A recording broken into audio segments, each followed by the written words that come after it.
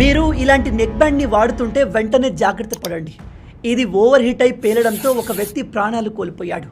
Neck బ్యాండే కాదు, మీరు ear buds ఉపయోగిస్తున్నా జాగ్రత్త పడండి.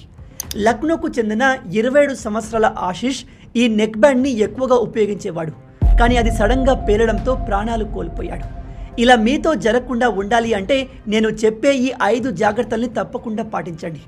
అంతకన్నా ముందు ఇలాంటి అమేజింగ్ ఫ్యాక్ట్స్ కోసం లైక్ అండ్ ఫాలో చేయడం మర్చిపోవద్దు. నెంబర్ 1, ఎట్టి పరిస్థితుల్లో cheap quality China neck bands and ear బడ్స్ని కొనకండి, అవి చాలా ప్రమాదకరం.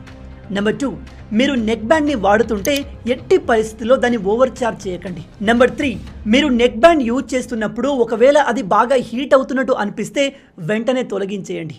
అలా అవుతుంది అంటే అది పేలడానికి రెడీగా ఉందని అర్థం. Number 4, neck bands and ear బడ్స్లో 60% కంటే